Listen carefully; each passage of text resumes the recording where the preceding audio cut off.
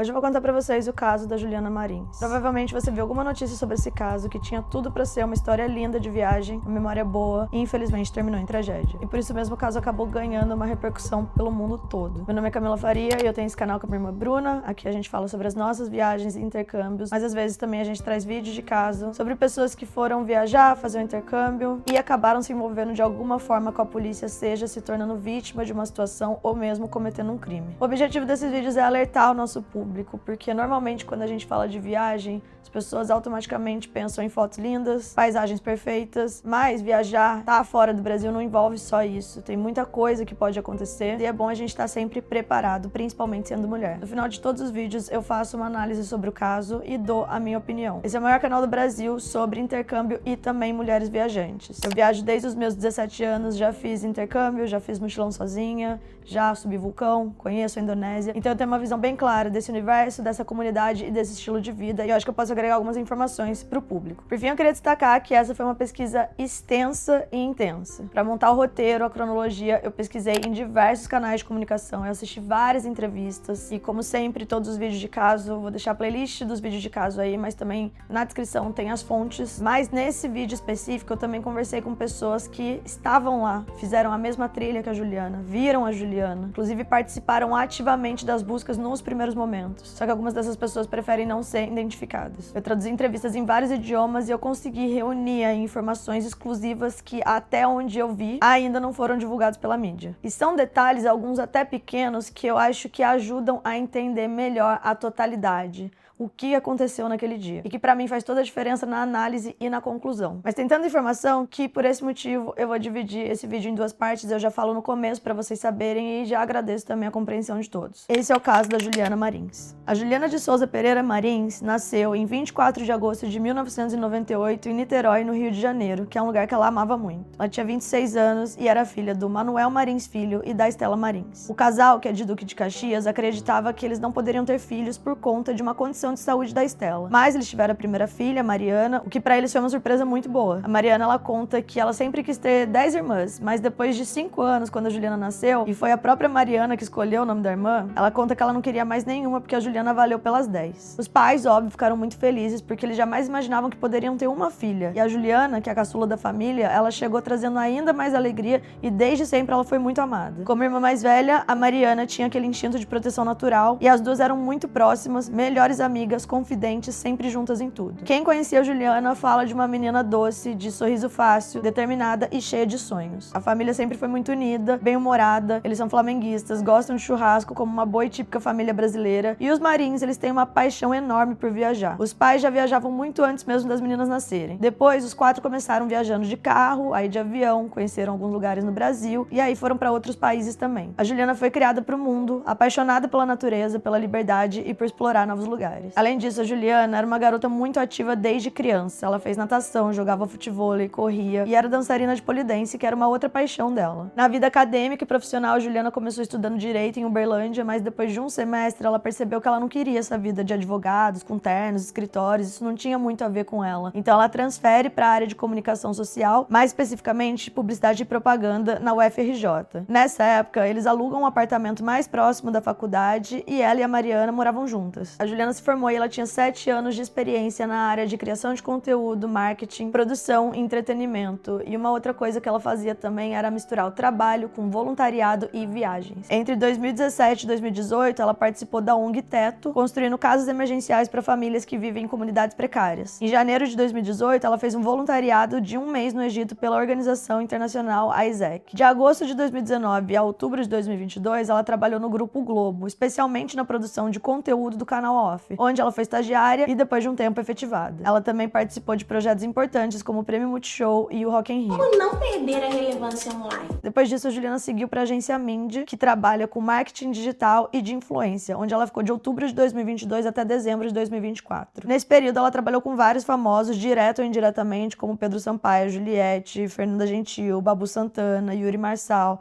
Blogueirinha, Lucas Rangel e muitos outros. De acordo com relatos de colegas de trabalho, ela também era muito querida por todos e se destacava. A última atualização no LinkedIn da Juliana foi em dezembro de 2024, momento no qual ela foi desligada da agência. E a Juliana, ela tinha um sonho, ela falava que ela queria conhecer o mundo enquanto ela ainda estava jovem e os pais dela estavam bem de saúde, porque ela brincava que ela iria cuidar deles quando eles ficassem mais velhos. Então, quando ela sai dessa agência, foi meio que um momento perfeito pra Juliana tirar do papel esse sonho que ela tinha de viajar. E ela queria viajar sozinha. Os pais contam que eles não decidiram o destino, não palpitaram em nada, não falaram o que eles achavam melhor ou não. Ela chegou e falou, gente, eu vou pro Sudeste Asiático. Os pais, é claro, apoiaram a decisão, eles conseguiam ver o quanto ela estava feliz com esses planos. E o pai conta que ele pergunta pra ela se ela precisava de dinheiro, alguma ajuda financeira, e ela falou que não. A Juliana, ela foi atrás dos sonhos dela com os próprios recursos, o dinheiro que ela tinha guardado durante todos esses anos trabalhando. Eu imagino que a Juliana aproveitou essa época aí do final de dezembro de 2024, que ela sai da agência, e janeiro, pra curtir a família, o verão, ano novo, e também se planejar pra viagem. É no final de fevereiro, que eu estimo aí que tenha sido no dia 21 de fevereiro de 2025, que ela embarca pro mochilão pelo Sudeste Asiático. Juliana disse que ela estava indo, mas que ela queria voltar até o aniversário dela, que seria em agosto. Ela se despediu da família no aeroporto, tava todo mundo bem emotivo, e a Juliana era uma pessoa que ela gostava de mandar mensagens fofas pros amigos, pra família, e ela manda uma mensagem pra mãe dela. E a mensagem falava assim: Mami, eu te amo tanto, fiquei com o coração partido quando a gente se despediu, porque eu fiquei sem saber se você tava brava comigo. Na verdade, essa é a única coisa que me preocupa, deixar você, papi ou a minha irmã desapontados. De resto, eu não tenho medo de muita coisa não, muito menos de perrengue. Eu sou sua filha e isso já faz eu ser uma pessoa forte e desenrolada. Eu fui criada por uma mulher que consegue resolver qualquer problema e que não tem medo de se jogar e ir atrás do que sonha. Eu sou assim também, só tenho vontades e sonhos diferentes. Eu amo muito vocês e serei sempre grata por todo o apoio, cuidado e carinho. É isso que faz eu não ter medo. Se der ruim, eu sempre vou ter pra quem voltar com mais aprendizado. E aí tem uma parte da mensagem que não dá pra ler direito, mas ela termina com obrigada por tudo, te amo. A Juliana embarcou em uma viagem pela Ásia com um roteiro que incluía Filipinas, Tailândia, Vietnã, Indonésia e antes de retornar ao Brasil, ainda pretendia passar pela Índia. Para ajudar nesse período sabático, a Juliana decidiu que ela faria trabalhos voluntários em hostels em troca de acomodação e alimentação. E o destino escolhido para fazer o mochilão à Ásia, a maioria ali do Sudeste Asiático. É um destino escolhido por muita gente e pode ser uma experiência transformadora. Mas como toda viagem, tem seus altos e baixos, principalmente se tratando de um mochilão, principalmente se tratando de uma viagem sozinho e principalmente se tratando de uma mulher. Nesse primeiro momento eu não vou nem fazer uma distinção entre homem e mulher viajando, mas sim vou falar do destino como um todo. Qualquer viajante vai perceber coisas como é um destino barato. No geral você encontra hospedagem barata, transporte, comida, dependendo do dinheiro que você tem e até a moeda que você ganha, você consegue ficar semanas e até meses viajando, curtindo bem e dentro de um budget ok, moderado. Outra coisa é que os países são relativamente perto, então você tem uma facilidade de locomoção, não só com voos baratos, mas também tem algumas opções de ônibus noturno, por exemplo, então as pessoas conseguem se locomover com certa facilidade lá e conhecer diferentes países também. Outro aspecto que eu considero muito positivo é uma cultura muito diferente da nossa e muito rica, então você vai ter acesso a uma culinária diferente, consegue visitar, por exemplo, templos budistas, mercados flutuantes, tem uma história muito rica também, as praias são paradisíacas, então dá pra misturar várias coisas e formar um roteiro muito único. Outra coisa é que a comunidade mochileira na Ásia é muito forte, ao contrário do que as pessoas pensam.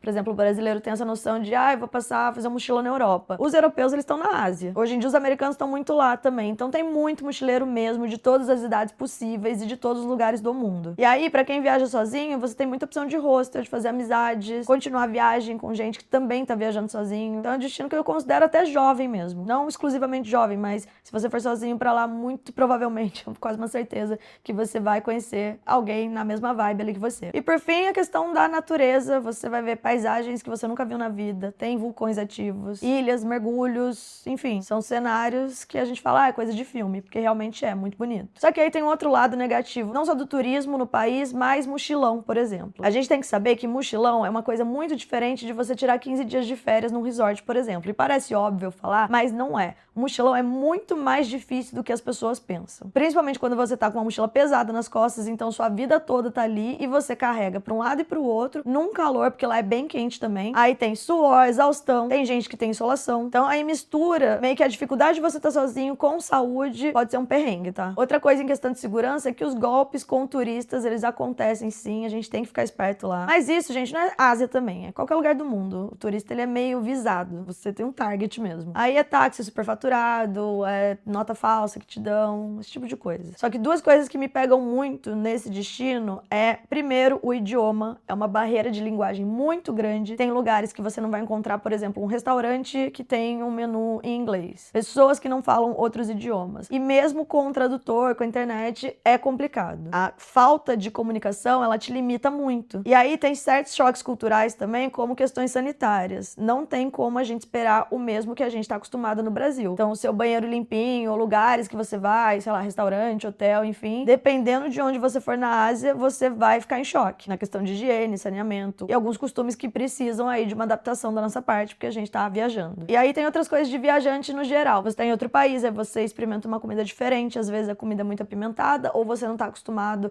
com a água daquele lugar que tem bactérias que o seu corpo nunca viu na vida. Você pode ter intoxicação alimentar, ficar de cama alguns dias. Isso acontece muito, por exemplo, em Bali. Tem um termo lá que eles falam que é o Bali Belly. É quase certeza que os turistas pegam uns 2, 3 dias de cama porque estão passando mal. Então isso pode acontecer não só na Ásia, por exemplo, eu tive no México, mas faz parte da viagem. E não tem nada pior do que você ficar doente numa viagem sozinho. E aí esses perrengues, o primeiro mês vai legal, o segundo mês ok, o terceiro mês você já tá cansado, no final da viagem você só quer sua cama, sua família, você não quer voltar pra casa. Por mais que a experiência seja muito rica, ela também cansa. O ritmo, assim, da vida de nômade, ele não é fácil e a gente tem que sustentar. Dito tudo isso, imagina esse cenário para uma mulher viajando sozinha. No Sudeste Asiático também tem muito assédio. São olhares, perguntinhas, ou então situações realmente de uma violência acontece. Mulher sozinha causa estranheza, não só na Ásia, no Brasil também. E daí vai para uma outra parte, que é o transporte informal. Então, é táxi, são essas motos também, tuk-tuk, van. Você nunca sabe quando você pode confiar mesmo em aplicativo. E aí, por exemplo, a Juliana não foi pra Índia, mas é um país que a atenção tem que ser redobrada pelos casos que a gente escuta. O assédio talvez aumente, falam que é verbal e físico, no nível até de aconselharem as mulheres a não pegarem transporte público lotado, se vestir mais de acordo com os locais, literalmente cobrir partes do corpo. Então, dependendo do país que você vai, a presença de uma mulher sozinha pode ser até mal interpretada. Então, é muito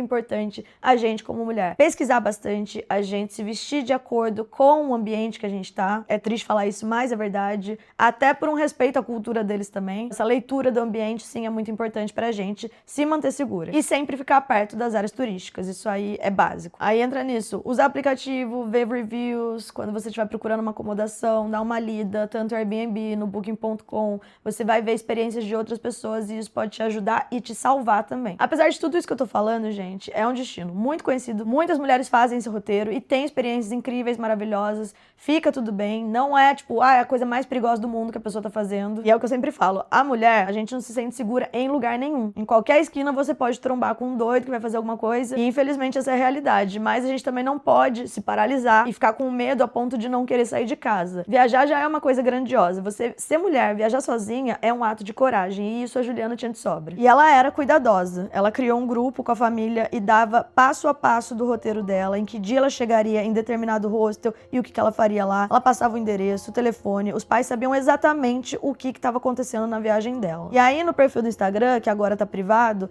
ela registrou essas experiências compartilhando fotos dos lugares por onde ela passou e textos nos quais ela refletia sobre os sentimentos que ela teve durante essa jornada. E agora a gente vai fazer a cronologia da viagem da Juliana. O primeiro post é do dia 16 de março, compartilhando as aventuras que ela tinha passado nas Filipinas, com a legenda vivendo muito e sentindo tudo. No dia 29 de março, ela postou com a localização Filipinas que ela estava há 36 dias fora do Brasil, viajando sozinha para viver esse mochilão. Ela fala que ela estava vivendo devagar e sem muitos planos, improvisando e deixando a vida acontecer. No dia 6 de abril, ela postou que ela estava experimentando yoga aéreo pela primeira vez, já na Tailândia, em Koh Phangan. Em 10 de abril, ela faz um carrossel com a legenda Viver tá imperdível. ainda na Tailândia. Já em 20 de abril, ela posta sobre os mergulhos que ela fez em Koh Tao, na Tailândia também. Em 22 de abril, ela faz um carrossel em Chiang Mai. Aí em 12 de maio, a Juliana ela faz um post falando sobre a Tailândia e que ela acreditava em propósito. Ela ficou 5 dias em um retiro de yoga, mergulhou 11 vezes e com isso ela recebeu 2 certificados internacionais de mergulho. Depois ela ficou 5 dias em um monastério budista. Mesmo vivendo coisas incríveis, ela confessa que ela não ficou bem o tempo todo e às vezes se sentiu triste, frágil, vulnerável, mas tudo terminava em paz e apaixonada pela vida. Eu acredito que aqui já era o final da viagem dela pela Tailândia e ela estava seguindo pro Vietnã. No dia 19 de maio, ela faz um Reels falando que o Vietnã tinha sido um dos países preferidos dela. Já em 27 de maio, ela posta uma foto com os pais, falando que ligou pra eles chorando de saudade, mas terminou a chamada sorrindo e com paz no coração de ter a família que ela tinha. No dia 29 de maio, a Juliana faz um post falando que a viagem pro Vietnã começou incrível, mas depois ela teve umas crises de ansiedade que passou e daí ela viveu coisas incríveis de novo. Ela explica que viajando sozinha tudo é mais intenso e imprevisível e que nunca tinha se sentido tão viva até então. Novamente, pra mim, esse foi um post de despedida do Vietnã e daí ela seguiria pra Indonésia. Já o pai da Juliana, ele detalhou que a filha ligou pra eles nesse período e eles ficaram mais de 2 horas no telefone conversando, que realmente ela tava chorando, foi a única vez que ela ligou chorando, mas que ela tava com saudade. E aí eles conversaram, trocaram ideia da vida, eles ficaram tanto tempo no celular conversando que foi acabando a bateria e eles tiveram que desligar pra poder carregar o celular. E isso foi um pouco antes dela ir pra Indonésia. Mas ele disse que, tirando isso, no geral, a Juliana falava que ela tava muito bem, que ela tava muito feliz e que ela tava realizando um sonho. No dia 11 de junho, foi o último post no feed no Instagram. A Juliana compartilhou as primeiras e, infelizmente, últimas fotos na Indonésia. Agora eu vou falar sobre a Indonésia. E os lados bons do país, a gente já sabe, porque tá viralizado nas redes sociais. É considerado barato pra viajar, as paisagens são incríveis. A cultura de lá é bem diferente da nossa, mas o povo é muito acolhedor, sim. Principalmente com estrangeiros. Mas pra gente se aprofundar, se você não conhece nada sobre a Indonésia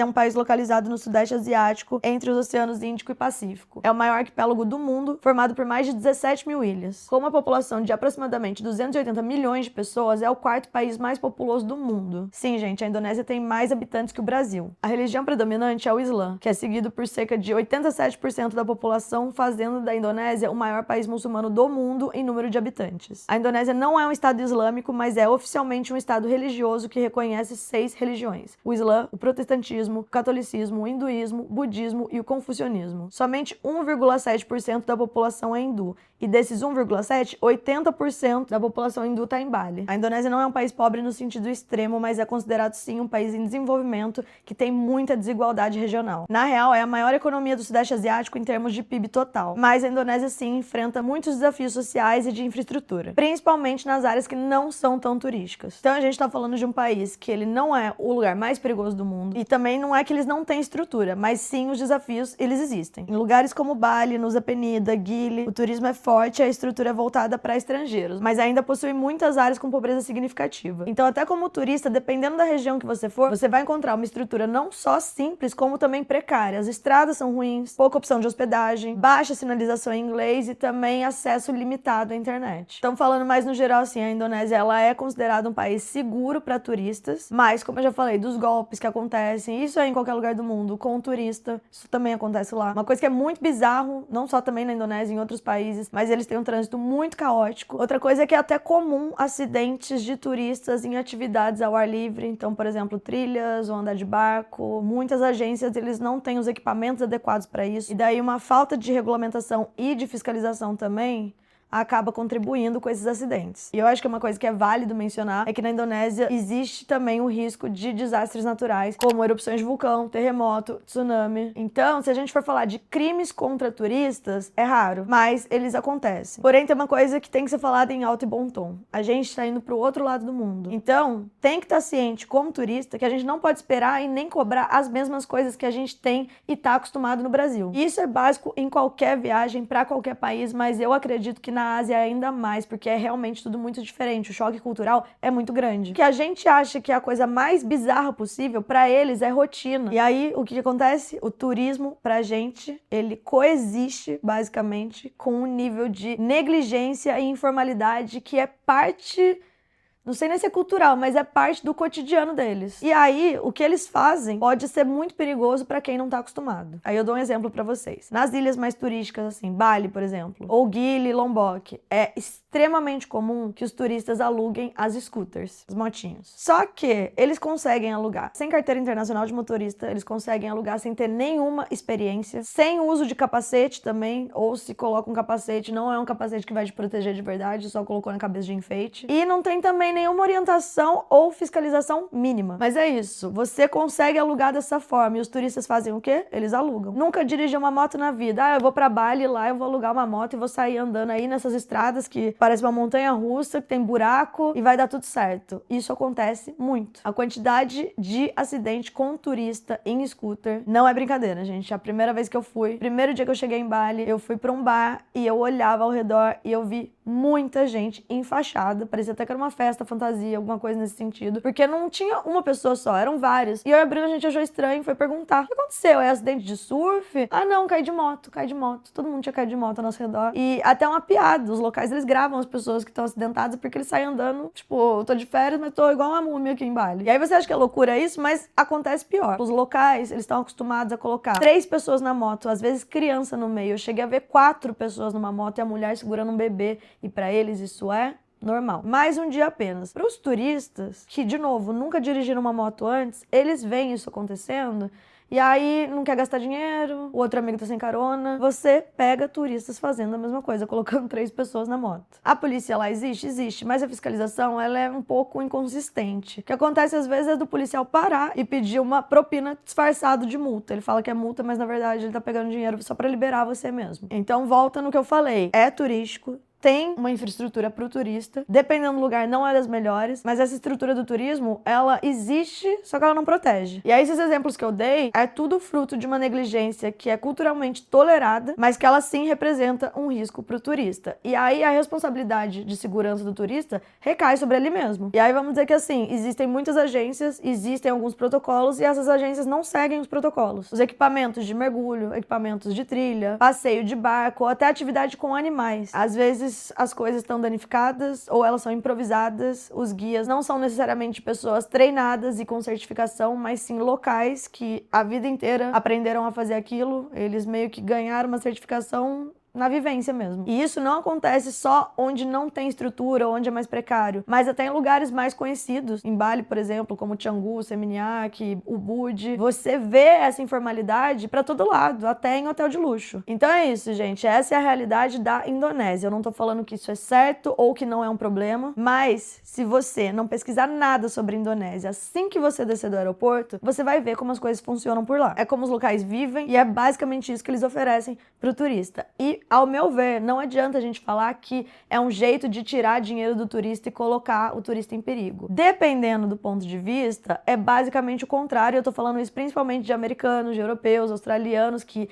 dominaram aquela região e eles chegam num país mais pobre que o deles, com uma moeda forte, usam e abusam de tudo que o turismo tem a oferecer, pagando uma mixaria e ainda querendo exigir a maior segurança possível. Não é assim que as coisas funcionam, não é a realidade, não vai acontecer. Dito tudo isso, agora o meu foco vai pra Lombok. Lombok é uma ilha indonésia vizinha a Bali, onde 90% da população é muçulmana. E grande parte vive da agricultura e da pesca, com uma renda modesta. Ela tem ganhado cada vez mais atenção dos turistas, principalmente pelas praias bonitas, trilhas e cultura autêntica. Porém, comparada a Bali, a infraestrutura de Lombok ainda é bastante precária em muitos aspectos. Muitos dos serviços turísticos ainda são informais e pouco regulamentados. As estradas podem ser bem ruins, principalmente fora dos centros turísticos, dificultando o deslocamento. E as hospedagens, elas variam bastante. Enquanto tem opções de alguns resorts, outras até confortáveis, também existe muita acomodação simples e com pouca manutenção. A rede de saúde é limitada, o que pode ser um problema em caso de emergência. A questão que eu falei das motos sem fiscalização, dos guias sem certificação, isso também acontece em Lombok. O ritmo da ilha, ele é mais lento, o foco deles não é o turismo em massa. E isso tem um lado bom, porque ele pode resultar num turismo mais rústico, mais local, que muito turista procura, inclusive. Só que, se você quer conhecer Lombok, você tem que estar preparado. É bom pesquisar mentalizar, já ter isso na sua mente de que você vai lidar com algumas situações precárias e basicamente ter uma postura de cautela, que é o que a gente deveria fazer em todo destino. E um dos grandes motivos que fazem as pessoas quererem ir para Lombok, além do cenário de surf que existe por lá e das praias bonitas, é também o Monte Rinjani. O Monte Rinjani é o segundo maior vulcão ativo da Indonésia, com 3.726 metros de altitude, localizado na ilha de Lombok. É uma das montanhas consideradas símbolo do país e um dos destinos favoritos para trekking e aventura na região. A trilha até o cume do Rinjani é desafiadora e ela costuma durar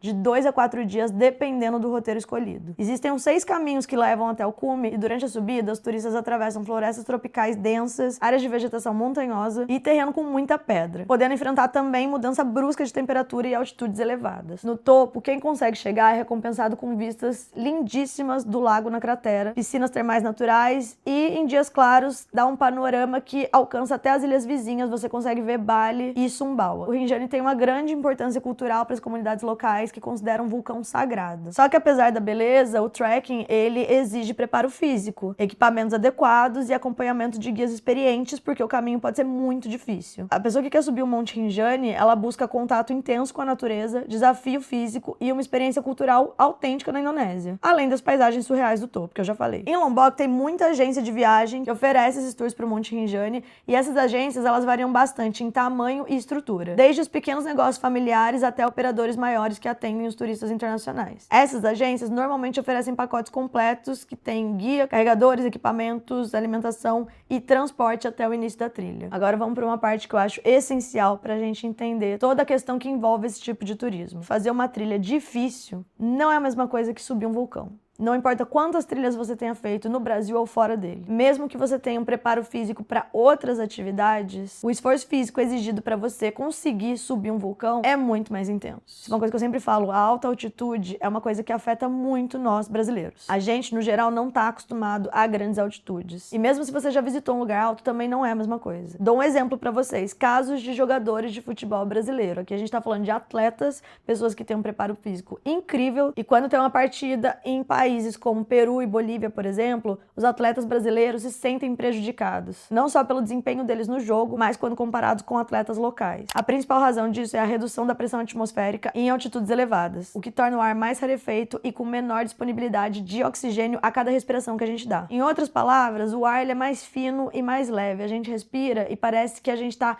com falta de ar. A sensação que dá é que o pulmão não enche. E aí você começa a respirar mais rápido, dá um leve desespero. Só que as pessoas que vivem em altitudes elevadas, elas têm adaptações fisiológicas. Então o corpo muda, se adapta ao longo do tempo para viver nesse ambiente. E eu tô falando de coisas como uma maior capacidade pulmonar, maior concentração de glóbulos vermelhos e uma maior eficiência de transporte de oxigênio pelo corpo. Já quem não tá acostumado, principalmente quem mora no nível do mar, precisa de um tempo pro corpo se adaptar. E isso eu tô falando de 2 a 5 dias em altitudes moderadas, então 2.500 metros, 3.500 metros e até mais tempo para altitudes maiores. Então se você é turista, não está acostumado com uma altitude elevada, você precisa passar alguns dias nesse ambiente para o seu corpo climatizar, ficar mais acostumado e aí você vai sentir menos os impactos. Se seu corpo não tiver acostumado, chegou lá no primeiro dia, só de você existir naquele ambiente elevado, bem provável você já vai sentir sintomas de mal de altitude. Que é o que, gente? Dor de cabeça, náusea ou vômito, tontura, falta de ar no menor esforço possível, cansaço extremo, insônia e perda de apetite também. Tem gente que não sente tanto, tem gente que sente muito. Eu fui uma pessoa que eu senti bastante. Todas as vezes que eu fui para Chile, Bolívia, Peru, é como eu falei para vocês, só de estar andando na rua é difícil respirar. Eu estava em hostel, subi numa beliche, no segundo andar, eu já ficava sem ar. E aí a gente volta pra subida de um vulcão. É um esforço físico muito grande numa subida em terreno vulcânico, que você dá 3 passos e desce 2. E isso tudo por horas. 1, 2, 3, 4 horas seguidas, com algumas paradas para descanso. Como eu expliquei pra vocês, leva o nosso corpo ao limite máximo. Aí coloca tudo isso, a altitude, o cansaço, a gente tem que considerar ainda as condições climáticas. E elas podem ser extremas, então é um frio absurdo, é neblina,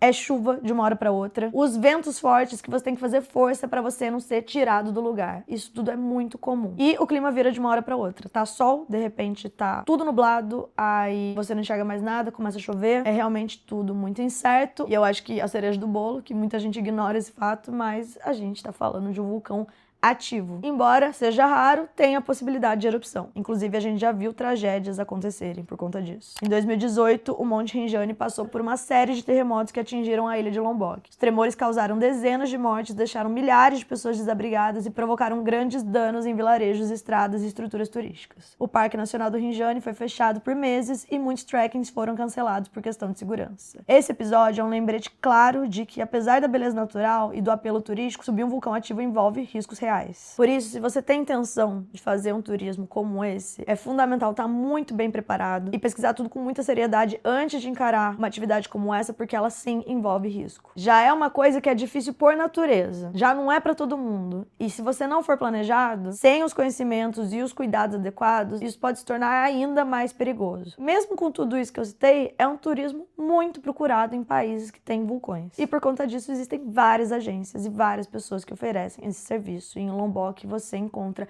alguns pacotes para subir o Monte Rinjani. Trekking de 2 dias e 1 noite e também alguns de 3 dias e 2 noites e o mais assim de todos, o de 4 dias e 3 noites. Sendo que o primeiro eles consideram uma dificuldade moderada e os outros 2 já uma dificuldade alta ou altíssima para o último. Os valores variam entre 800 e 1.500 reais, dependendo do pacote e da agência que você escolher. Esse valor por pessoa e dependendo se você vai em grupos compartilhados ou grupos privados. O compartilhado é o formato mais comum para mochileiros que sobem o Rinjani, porque, como eu falei, muitas pessoas procuram o Sudeste Asiático porque é um destino barato. Então, são pessoas que elas não estão esbanjando dinheiro para todo lado, elas estão realmente viajando num budget. Então, sim, é o mais econômico, mas também, para quem viaja sozinho, é uma possibilidade de você encontrar e conhecer outros viajantes na mesma situação que você. Aí, dividindo o mesmo tour, você divide também o mesmo guia, os mesmos porters, os carregadores e também a mesma barraca. Consequentemente, você está dividindo os custos e isso torna o pacote mais barato. Se você optar por um grupo privado, ou seja, você e seus amigos, 2 amigos, ou você sozinho, que daí é realmente o tour privado exclusivo, não tem mais nenhum outro turista, o preço costuma ser mais alto, podendo dobrar ou triplicar, dependendo do quão personalizado o roteiro for. Tem vários caminhos que você pode fazer o Rinjani, e aí, se você for sozinho, você pode, de fato, personalizar seu roteiro. Vai um guia só com você, um porter só pra você, mas aí também é mais caro. Mas como eu falei, o dinheiro não é a única questão. Às vezes a pessoa que viaja sozinha, ela acredita que vai ser melhor subir com outras pessoas, pra compartilhar o perrengue, pra fazer amizades, enfim. Eu acreditava que o tour que a Juliana estava era o de 2 dias e 1 noite, que é o considerado moderado. Mas eu vi diferentes entrevistas falando que, na verdade, o tour dela foi o compartilhado com 3 dias e 2 noites de acampamento. De qualquer forma, essa informação acaba sendo até irrelevante porque ela fez o primeiro dia de tour e o acidente aconteceu já no segundo dia pela manhã. Nessa parte do vídeo eu vou ilustrar bem pra gente entender todo o roteiro, o itinerário que a Juliana Marins foi fazer no Monte Rinjani. Bom, eu falei pra vocês que eu já fui pra Indonésia, mas eu não fui pra Lombok especificamente. Também falei pra vocês que eu já fiz vulcões, alguns bem difíceis, mas eu não fiz o Rinjani. Antes de eu ter feito um tour desse, eu não tinha ideia de como funcionava. Então, pra gente ter uma clareza maior de como é o tour do Rinjani, o itinerário e as informações que a gente consegue achar na internet sobre, eu pesquisei em diferentes sites de agências de Lombok que oferecem esse tour.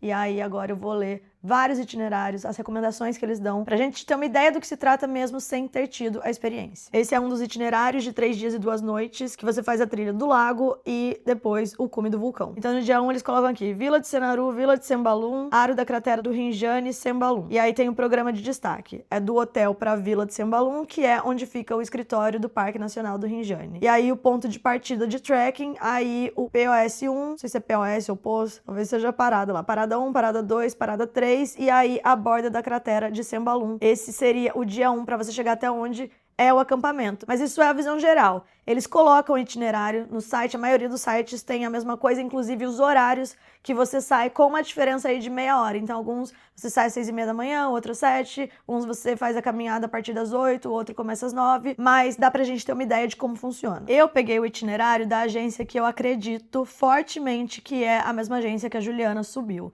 Eu não vou colocar o nome deles aqui porque eu não tenho certeza absoluta, eu não vi nenhuma entrevista, nenhuma autoridade falando especificamente sobre. Eu vi um vídeo de entrevista, só que a tradução era de indonésio para inglês. Então, o idioma tava com vários gaps, eu escutava o nome da agência, mas eu não tenho certeza do que eu tô falando, entendeu? Então, eu não vou dar o nome da agência, porém eles têm um site. Depois eu encontrei a acomodação que ela ficou, essa sim eu tenho confirmação, e de lá eu cheguei nessa agência que é o mesmo nome que eu escutei nessa entrevista em outro idioma. Então, eu vou sim usar o itinerário que eles têm no site deles, só que eu não vou dar o nome da agência por esse motivo de não ter 100% de confirmação, apesar de eu achar 99% que é essa agência. Eles colocam assim, dia 1, você vai acordar às 6h30 da manhã pra tomar um café da manhã e ficar pronto. Às 7 da manhã é a retirada do seu hotel. E também tá uma tradução de inglês pra português, então tem umas palavras aqui que tá meio errado, mas vamos lá. Após o café da manhã, caminharemos 10 minutos até o Rinjani Trek Center Senaru, para nos registrarmos, ou também vai ter uma carona do guia e do porteiro, com um carro que a gente fornece. O porteiro é, em inglês, a palavra porter. Eles chamam os porters, mais pra frente a gente vai falar mais deles, mas são pessoas que acompanham o guia carregando as coisas dos viajantes. Depois do registro no escritório do Parque Nacional Rinjani, os turistas são retirados pelo guia para obter ingressos e seguro de trekking. Então, esse Parque Nacional, gente, não é um parque de diversões, não é um parque super estruturado. Vamos dizer que tem uma entrada lá do parque, mas é a natureza, entendeu? É um vulcão e aí tem uma guarita lá. Esse parque talvez tenha alguns protocolos de segurança, de manutenção, enfim, mas é a natureza, não é um parque que é super responsável por tudo que acontece. Na verdade, eles deveriam ser, né? Mas é que quando as pessoas falam parque, parece que é um negócio mais organizado, com uma infraestrutura melhor, mas na verdade não é. Vamos imaginar mais que é uma guarita lá. Só que aí tem ticket, eles cobram dos turistas, e quando você paga a sua entrada, já tem um seguro por turista lá. Mas é pra manter também uma equipe de resgate que não é um negócio super especializado. É que é meio difícil de explicar, porque faz sentido pra eles. Agora, quando a gente tava falando de parque no Brasil, fica parecendo que é alguma coisa privada ou que tem muita estrutura e não tem. Como o Monte Rinjani está dentro de um parque nacional, também pode ser necessário pagar uma taxa de entrada oficial, que já paga, na verdade, quando você paga pra agência. Em alguns casos, registrar seus dados com o parque. Então, é isso que tá falando. Vá até o ponto de partida do Rinjani e comece a pista, pra você começar a subida. Isso é que eles estão colocando que começa às 8 horas da manhã. O trek em Rinjani começa no Rinjani Trek Center Senaru por volta das 8 a 1.060 metros de altitude. Você começa a caminhar às 8 horas da manhã. Às 10 da manhã, você passará por um rio seco e uma pequena floresta para o posto 1. Eu vou falar posto, tá, gente? Mas ele coloca POS aqui. O posto 1 a 1.300 metros de altura. Tempo estimado dessa primeira caminhada é de 2 horas. Então, você começa a caminhada às 8 da manhã e às 10 você tá nesse posto 1. Você sai desse posto 1 e aí faz mais uma caminhada, que também demora 2 horas para chegar lá, e você chega meio-dia mais ou menos a 1.500 metros de altitude. Nesse posto 2, de acordo com esse itinerário, vocês fazem uma parada pro almoço. Você começa a andar 8 da manhã,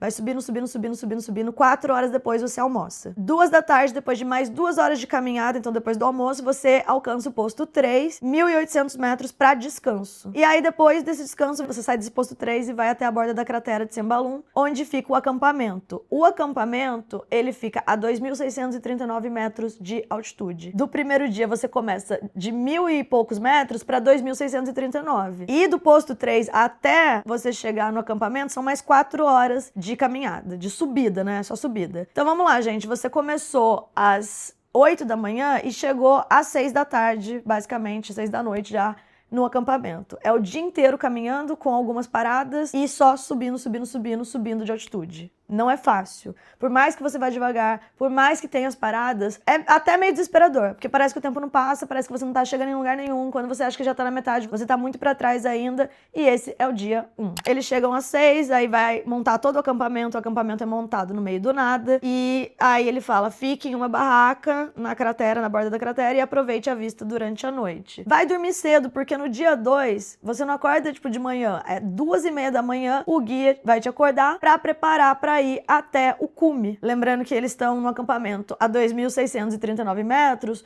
o cume do Rinjani fica a 3.726 metros de altitude. Então você sobe 1.100 metros. Você vai receber uma bebida de chá quente e um café da manhã leve. Comece a escalar até o cume do Rinjani com seu guia. Basta trazer mochila, câmera de bolso, celular e outros objetos de valor. Então o que acontece? Você tá no acampamento, você vai subir até o cume. Eles falam pra você não levar toda a mochila grande, pesada, até o cume, porque você vai depois descer pro acampamento de novo. Então tem gente que vai só com uma mochila que às vezes eles chamam de de ataque, ou então uma pochete, levando o quê? Celular, passaporte, e é isso. Porque como é muito difícil a subida, se você levar mais peso ainda, aí você tá mais ferrado. Então, é por isso que as pessoas deixam as coisas no acampamento, porque depois de subir, elas vão descer tudo de novo. Essa subida pro cume, eles dividem em 3 sessões, mais ou menos, que tem a ver tanto com dificuldade quanto com o terreno. Então, a primeira sessão leva 2 horas, visão completa do lago e do vulcão. Aí, eles consideram que você vai sair 3 da manhã de lá, e mais ou menos às 6 da manhã, 6h30, você vai chegar pro nascer do sol. Chegando no topo, tire uma foto no cume, descanse, pegue uma água, biscoitos do seu guia, e a ideia é ficar até umas 7 da manhã no topo. São 2h30 a 3 horas de caminhada na volta, e daí volta pra tomar o café da manhã e segue viagem. Quando o passeio é de 3 dias e 2 noites, vai voltar pro acampamento, tomar o café da manhã, e aí vai descer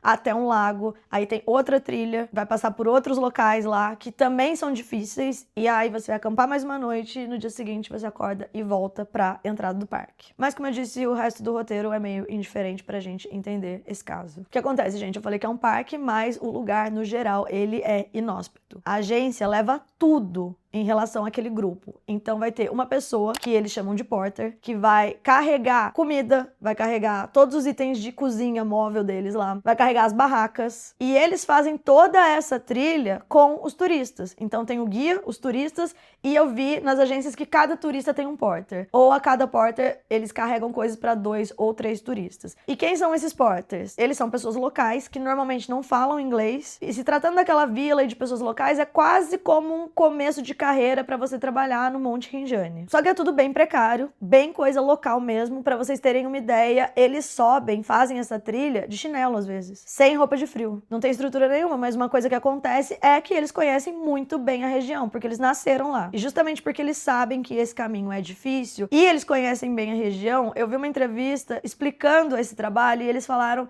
que muitas vezes, tanto o guia quanto os porters, eles vão escondendo água pelo caminho. Então vamos dizer que eles estão lá em cima e sobrou água, eles escondem. Deixam enterrado numa região que eles já conhecem e depois, quando eles voltarem, eles sabem que vai estar lá. E isso para equipamento, para água, às vezes comida. Além disso, essa é uma região que não tem sinal de celular em todo o trajeto. São em alguns pontos. E aí, de novo, eles conhecem tão bem que eles sabem que naquela pedra, 2 passos para a esquerda com o celular assim vai funcionar. Resumindo, quem tá ali apoiando o turista que vai ajudar a chegar até o topo do vulcão são locais que não têm uma certificação. O que eles têm, basicamente, é um diploma de vivência, máximo. Não é uma formação acadêmica, não é um treinamento de uma escola especializada, nada disso. Eles têm conhecimento justamente porque eles vivem ali. É como se a gente fosse dizer que o Rinjani é o quintal da casa deles. No primeiro dia, desde a entrada do parque até o acampamento, sobe guia, sobe os porters e sobe turista. Do acampamento ao cume, vai só o guia. Os porters, eles ficam no acampamento. Até porque eles sabem que os turistas vão voltar, eles têm que preparar comida, cozinhar, enfim. Aí quando você entra, por exemplo, no aplicativo Get Your Guide, que mostra diferentes tours, diferentes agências, tem uma explicação como é o passeio, e eles deixam claro que não é uma atividade indicada para crianças menores de 10 anos,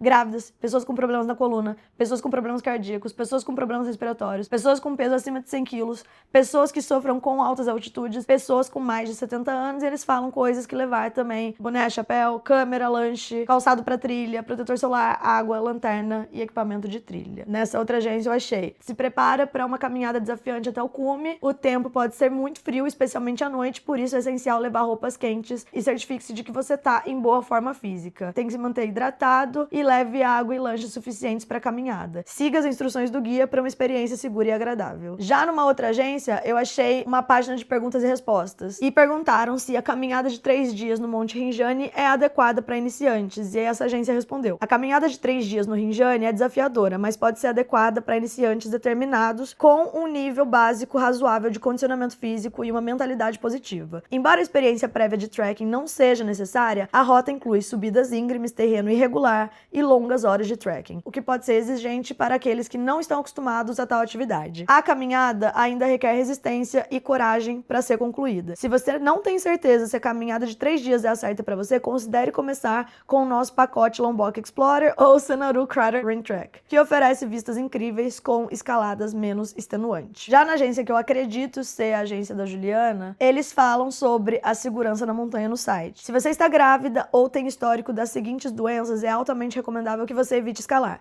hipertensão, diabetes, palpitação cardíaca, artrite, doença cardíaca, anemia grave, úlcera, ataque de epilepsia, obesidade, asma crônica, câimbras musculares, hepatite ou outras doenças que podem dificultar os alpinistas, dificultar a subida, né? Você conhece melhor o seu corpo. É o que tá escrito no site deles. E aí, numa outra parte, eles falam: contanto que você ouça as instruções do seu guia de montanha e permaneça na pista, há menos riscos de sofrer qualquer lesão ou acidente. Há incidentes relatados em que os alpinistas perderam o caminho, se machucaram ou perderam suas vidas na montanha. Mas observe que isso geralmente acontece quando eles deixam a trilha marcada por conta própria e ou se desviam do seu grupo. Nesse caso, recomendamos que você use uma equipe profissional de trekking. E aí, como funciona? Você vai na agência, vai pagar pelo seu passeio. Eles vão te explicar sobre grupos compartilhados, grupos privados, vão te passar os valores e você vai fechar o seu tour. Um dia antes da viagem, você fica numa acomodação que a própria agência te coloca e nesse dia você tem uma reunião com os funcionários da agência ou da acomodação ou com o próprio guia e eles passam um briefing para todos os turistas. Então, vai ter o mapa do vulcão e eles vão explicar o passo a passo, quais são os equipamentos necessários e também sobre a dificuldade da subida. No dia da subida mesmo, todos os turistas do Rinjani, eles passam por um check-up médico para saber se eles têm preparo físico mínimo para fazer um Rinjani. Isso acontece tanto na entrada do parque quanto na própria acomodação mesmo. Tem que ter um médico que assine que você tá ok para subir. Não tô falando que é super rigoroso, gente. Pelo que eles falaram, é para saber se você tem o básico, tipo assim, dá para você subir. E aí tem uma outra questão que normalmente, não tô falando só de Indonésia, só em subida de vulcão. Quando você vai fazer algum turismo que envolve risco, alguma atividade que envolve risco, é de praxe as agências darem para os turistas um termo de responsabilidade, que na verdade o turista assina para falar que se acontecer alguma coisa com você, a agência não tem culpa, ela tá isenta, porque você tem consciência, você tá ciente que você tá indo para uma atividade que é perigosa, e no Rinjani não é diferente. Geralmente, para os turistas subirem o Rinjani, eles têm que assinar um termo. Esse termo pode ser oferecido pela agência ou pelo guia, é para você falar que reconhece os riscos desse passeio, como por exemplo mudança climática, queda, os seus problemas de saúde, se você tiver e não informou a agência, por exemplo.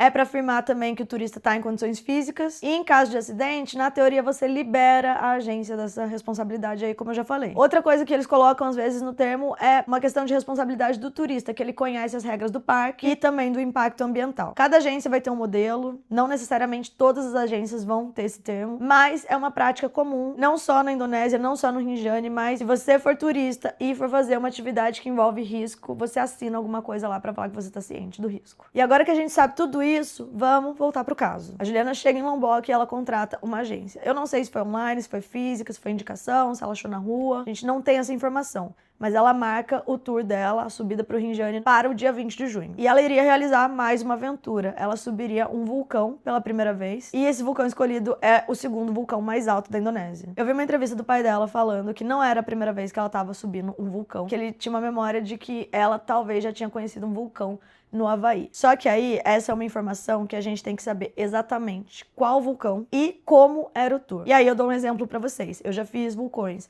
na Guatemala, na Costa Rica, fiz do Havaí também, fiz na Itália e em Bali, na Indonésia. Todos são vulcões, mas o que muda é a trilha e o tipo de passeio. Alguns são muito fáceis. Tem vulcão que dá pra você subir de carro, tem vulcão que você chega de ônibus. Tem alguns que são difíceis, mas são 2 horas de trilha. Aí tem outros que são 6 horas de trilha que você dorme no meio do caminho pra você continuar no dia seguinte. O que eu fiz no Havaí era muito tranquilo. Você vai de carro, chega na parte onde todo mundo estaciona e a vibe do vulcão do Havaí era você ver ou o nascer do sol ou o pôr do sol. Esse que eu fiz de Bali tem uma trilha também, mas aí tem alguns tours que você vai de caminhonete até perto do vulcão. Se você não quiser fazer a trilha até o topo, você não precisa. Você vê o vulcão ali, você vê o nascer do sol do outro lado e também é um passeio muito tranquilo. Esses passeios que eu fiz em vulcões também, eles não têm absolutamente nada a ver com o que eu fiz na Guatemala, o Acatenango, que é a pegada do Rinjani. E por que eu tô falando isso? Os locais que estavam lá fechando o tour do Rinjani, eles falam que a Juliana verbalizou que era a primeira vez que ela subiria um vulcão, que era a primeira vez que ela faria uma trilha como essa, e justamente por isso eles dizem que ofereceram para ela o pacote privado, que é um pacote individual, mas que ele custa um pouco mais. O pacote compartilhado, segundo o guia da Juliana, ele custa em torno aí de $160. Já o privado, ele custa $110 a mais. Então, para você ir com guia só com você, você pagaria aí $270 pela agência que ela foi. Mesmo assim, a Juliana optou pelo grupo compartilhado. O guia acredita que o preço foi um fator decisivo aí na escolha dela, porque você realmente paga quase o dobro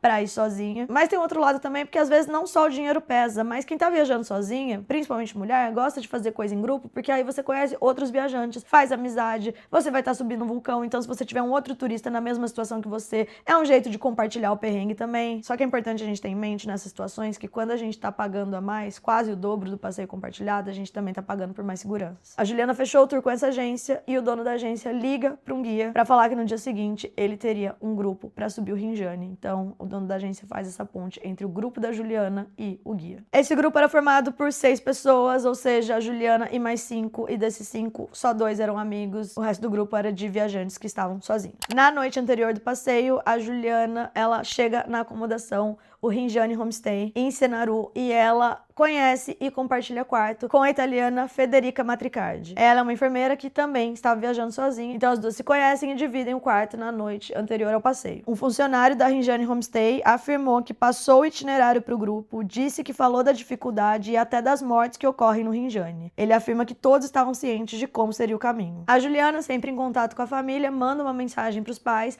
para avisar que nos próximos 3 dias ela ficaria sem internet porque ela iria subir esse vulcão e lá não tinha sinal. Se eles mandassem uma mensagem, provavelmente ela não receberia, então para que eles não ficassem preocupados, ela avisou todo o itinerário. No dia seguinte, pelo café da manhã, o grupo conhece o guia Ali Mustafa, de 20 anos. Ele se apresenta, avisa que será o guia e também passa o itinerário para eles. E quem era o Ali? Ele é um rapaz local, nasceu em Java, depois ele se mudou com a família para Cenaru, que é onde fica o Rinjani. Ele vem de um lugar e família muito humilde, com pai, mãe, 2 irmãs mais velhas, ele e 2 irmãs mais novas. Então ele é o único filho homem da família e junto com o pai, que trabalha no estacionamento de uma cachoeira, ele sustentava a mãe e as 2 irmãs mais novas. E falando brevemente ali do trabalho dele, a primeira vez que ele subiu o Rinjani, ele tinha 11 anos. Ele começou a trabalhar como assistente de porter, ou seja, carregando todas as coisas e infraestrutura para os turistas, e fez esse caminho diversas vezes. E mesmo quando ele não estava trabalhando, ele também subiu o Rinjani nas férias e em feriados. Então, ele é uma pessoa que ele conhece bem a região, mas ele queria, como eu disse, crescer ali na carreira e trabalhar como guia. Ele terminou a escola, estudou inglês por 3 meses e foi pra Gili para trabalhar como garçom, pelo que eu entendi, por uns meses, e aí ele volta pro Rinjani para ser guia. Ele virou guia em dezembro de 2023, ou seja, 2 anos antes do incidente. O Ali afirma que no dia que ele conheceu a Juliana, ele foi até a hospedagem e o médico fez o check-up do grupo no próprio restaurante da acomodação, antes deles saírem, e ele esperou a Juliana pegar as coisas dela. Como ela tava fazendo um mochilão, não só ela, mas os outros turistas, eles não levam tudo pro vulcão também. E isso por conta do peso. Então o que eles fazem é o check-out, e aí eles deixam as mochilas no espaço da acomodação, mais fora dos quartos, e a agência leva pro escritório. Quando o tour termina, eles voltam pra lá, buscam as coisas e seguem a viagem. Isso é normal, eu também já fiz muito. A viagem finalmente começa e tudo que a gente descreveu do itinerário aconteceu. Eles começaram a subir o Monte Rinjani na manhã do dia 20 de junho. O guia afirmou que de todo o grupo, a Juliana foi a pessoa que ele mais conversou, na verdade. Eles falaram sobre música, alguma playlist, se eu não me engano, e ele disse que ela não tirava tantas fotos no caminho, que ela tava mais curtindo a vibe mesmo e até dançando as músicas da caixa de som que o guia tinha. Eles chegam no acampamento no primeiro dia e a gente tem esse vídeo da Federica com a Juliana, meio que brincando que elas estavam decepcionadas com a vista porque tava tudo coberto por nuvens. It's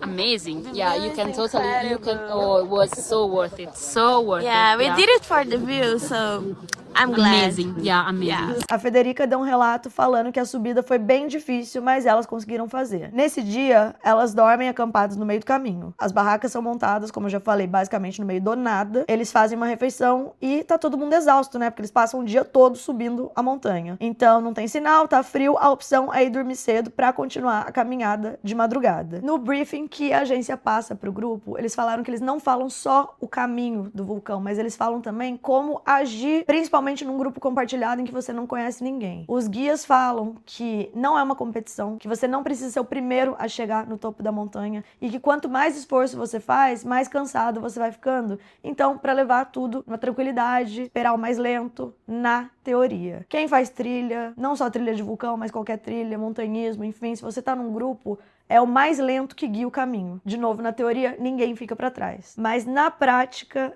Definitivamente não é isso que acontece, eu falo por experiência própria. Eu já tenho vários vídeos aqui no canal em que eu contei que eu fiquei pra trás, que eu fui a última e que ninguém nem se importou. Às vezes guia, às vezes não tinha guia, eram pessoas que eu conheci em viagem mesmo, principalmente quando tem gringo envolvido. Você que tá assistindo o vídeo pode pensar, eu jamais deixaria alguém pra trás, eu ficaria com a pessoa. Talvez nós brasileiros, latinos, a gente tenha mais essa empatia e até disposição de ajudar uma pessoa que tá precisando. Mas em grupo com gringo, vocês podem saber, europeu principalmente, eles vão no ritmo deles, às vezes eles passam por cima até da autoridade do guia. O objetivo deles é chegar no topo, eles têm fôlego pra isso, porque muitos deles estão acostumados a fazer trilhas pesadas, difíceis desde criança, ou vivem nas montanhas, ou estão acostumados com a altitude. Se o objetivo deles é subir, eles conseguem, e tem alguém que tá mais lento do que eles, atrapalhando, ainda mais alguém que eles não conhecem, nunca viram na vida, que não é da nacionalidade deles, que não fala a mesma língua que eles, vocês podem ter certeza absoluta que eles deixam pra trás mesmo.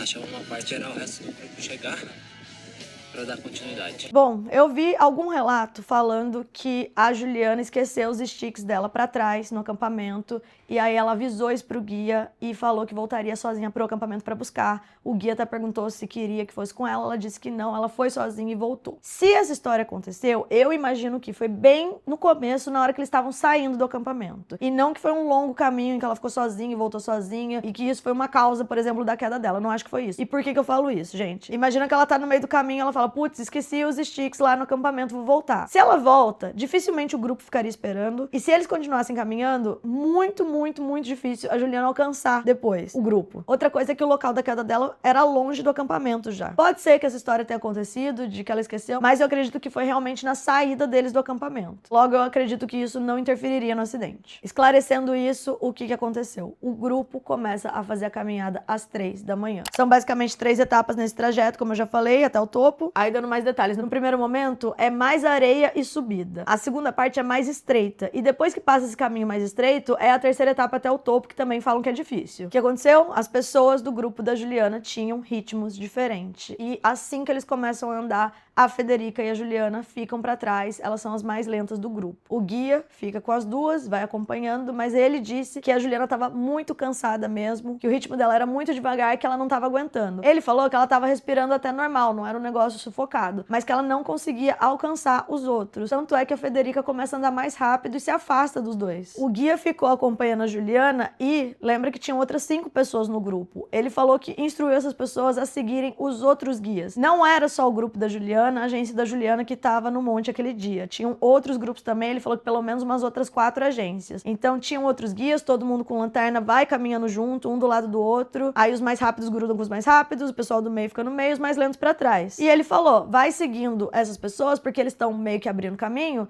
e aí vocês não vão se perder. E também não vão ficar sozinhos. Isso também é normal, gente. Existe uma parceria ali entre as agências, os guias, um ajuda o outro. Tudo isso pros turistas chegarem no topo pro nascer do sol. O guia disse que ele podia ver que a Juliana não ia aguentar chegar até o topo, porque o caminho só iria ficar mais difícil a partir dali. E ele perguntava pra ela se ela não preferia voltar ou se ela queria continuar, e ela optava por continuar. Até que chegou uma hora que ele realmente perdeu todo mundo. Ele sabia que a Federica tava um pouco mais pra frente e a Juliana pediu pra parar e descansar. Nesse caminho, passam outras pessoas e tem outras áreas de descanso e outras paradas que é também onde os grupos se reúnem no trajeto. Ele disse que faltava pouco pra chegar em uma dessas áreas oficiais de encontro, mas a Juliana não conseguia mais continuar. Então ela pede pra parar e sentam em uma área que o guia considerou segura. Aí isso é relato do Ali, tá? Os dois entraram em um consenso de que ele iria caminhar alguns metros pra frente pra ver se encontrava o restante do grupo e ver se eles também estavam bem. Afinal, ele era responsável por outros 5 turistas e tinha água e biscoito com ele pra dar pro resto do grupo. O Ali falou que a região que o resto do grupo tava era até mais perigosa do que a dele e da Juliana. Então ele tava também preocupado com o resto do grupo. Ela disse que ela ia tomar um fôlego e que sim, ela o encontraria alguns metros à frente. Pelo que ele disse, seriam aí uns 3 minutos andando. O Ali, ele afirma veementemente que ele não abandonou a Juliana. Ele fala que os dois entraram num acordo. Ela não conseguia mais andar e ele queria ver se o grupo tava ali na próxima parada, que não era tão longe. O entrevistador chegou a perguntar pra ele, tá, mas é seguro ali? E ele disse que o caminho era uma largura de 1,5 m a 2 metros, que sim tem precipício pros dois lados, mas que o caminho é marcado, dava pra ver, que é uma área de descanso sim, e que ele achou que ela estaria segura, tanto na parada pra descansar, quanto pra seguir em linha reta até ele. Linha reta com 2 precipícios, um de cada lado, né? Mas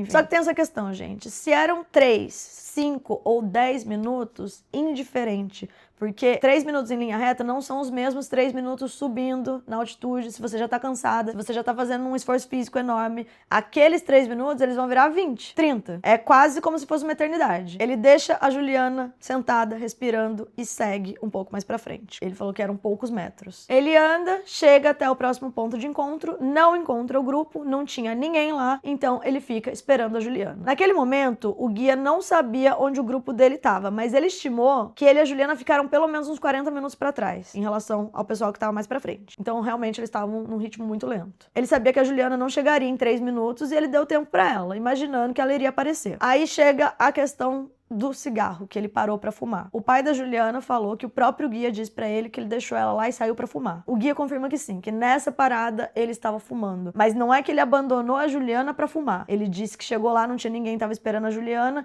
e que eles não fumam ou por prazer ou porque eles estão de bobeira, mas fumar também é um jeito de se manter aquecido naquela altura. Essa é a versão do guia. Ele fala: sim, eu estava fumando, mas na minha cabeça a Juliana tava chegando a qualquer momento, então eu tava literalmente esperando pra continuar a trilha com ela. Agora vamos pra uma informação inédita que vem de relatos de pessoas que estavam lá e fizeram a trilha no mesmo dia. Uma das pessoas que eu conversei, ela falou que ela chegou nessa altura que o Ali estava às 5 da manhã e a gente tem esse horário exato porque é o horário da foto dela. Assim que ela chegou, tiraram uma foto e era 5 da manhã, ele estava lá sem a Juliana. Ela falou que ele interagiu com o grupo dela, inclusive o guia, mas ele tava sem a Juliana e sem as outras pessoas do grupo também. Ele tava lá parado, esperando mesmo. Eu achei essa informação extremamente importante, porque ela deixa ali uma cronologia, que às 5 da manhã o guia já estava sozinho, e a gente tá falando de pessoas que também estavam subindo. Ou seja, em algum momento ali, eles passaram pela Juliana. Obviamente, eu perguntei pra essa pessoa se eles viram a Juliana lá descansando, e ela falou: honestamente, eu não tava olhando pra nada, porque eu tava tentando sobreviver. E a palavra é justamente essa, gente. É frio, é vento, você não tá conseguindo respirar, tá fazendo um esforço físico bizarro pra subir. Não é que você presta muita atenção ao redor. Então, quando as pessoas falam: ai, mas ninguém viu, literalmente, você tá olhando pra você tá olhando pro chão e tá prestando atenção naquilo que tá acontecendo ali. Ela me disse até que ela procurou em filmagens pra ver se antes disso, antes de chegar naquela parada, ela não encontrava alguma foto, algum vídeo, e falou que não, mas que ela não viu nada porque ela realmente não viu nada, ela tava olhando específico pro chão. O que a gente sabe de fato é que às 5 da manhã o Ali estava sozinho na parada, e aí ele falou que deu 10, 15, 20, 30 minutos, a Juliana não chegou.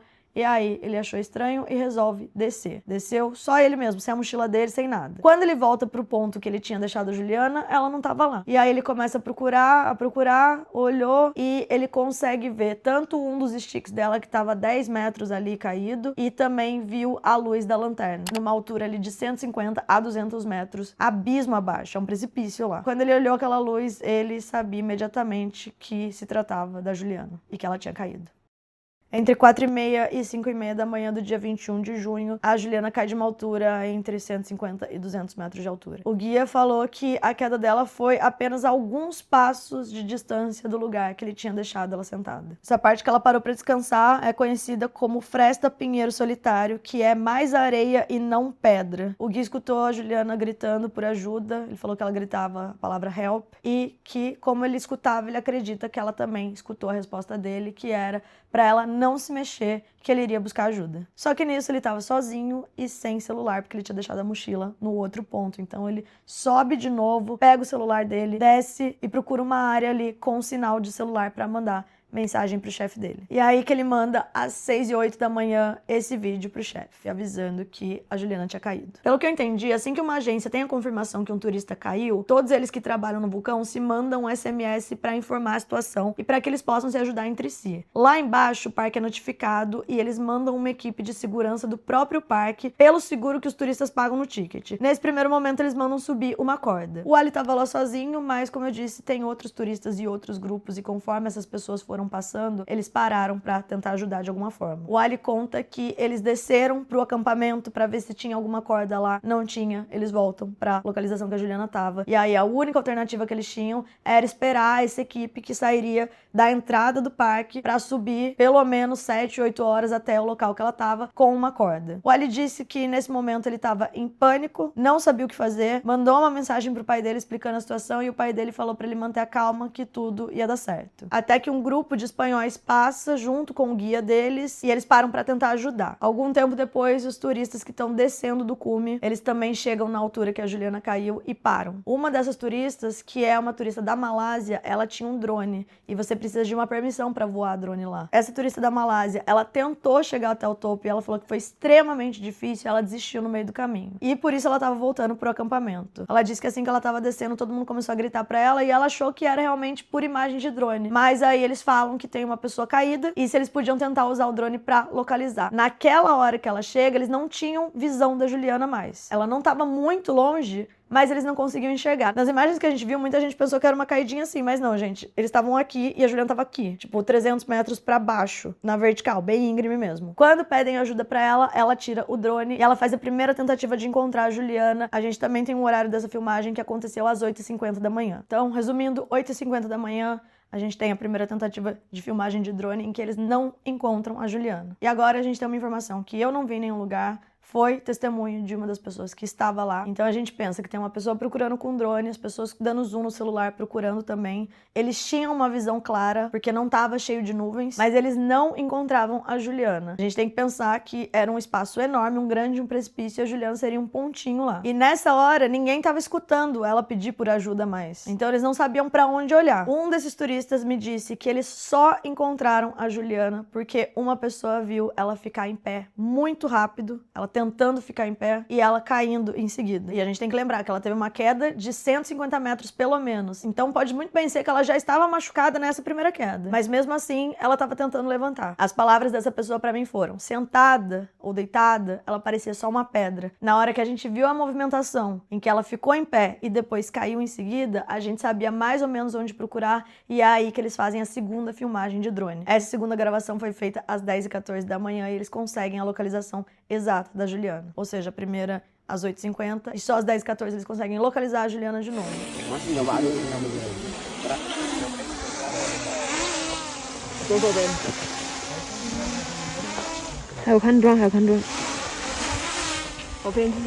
See, she look back to us.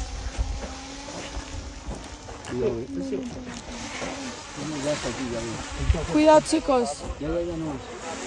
E nisso tudo tava o guia e alguns turistas parados em volta. Enquanto isso, no Brasil, num fuso aí de 12 horas comparado com a Indonésia, os pais da Juliana tinham feito uma viagem e aí eles seguiram para São Paulo, porque no dia 23 seria o aniversário da Mariana. Eles passaram a tarde toda de sexta-feira, no dia 20 de junho, com a Mariana passeando. E aí, quando chega sexta-noite, a Mariana recebe as primeiras mensagens no Instagram de pessoas que foram conectadas pelo grupo de espanhóis que estavam no vulcão. E a logística foi basicamente essa. O guia passou o nome para os turistas. Essa turista da Malásia, ela tinha o memory card do drone dela. Ela conseguiu passar para o celular de um outro turista as imagens. Eles deviam ter algum adaptador lá. E aí, esse turista mandou as imagens por airdrop para os espanhóis, que pegaram o celular e eles tinham sinal e procuraram o nome da Juliana no Instagram e pessoas que ela seguia e conseguem chegar desse jeito na Mariana. No primeiro momento, a Mariana nem acreditou, porque ela falou, não faz o menor sentido o que estão me mandando, mas quando ela vê as imagens, ela consegue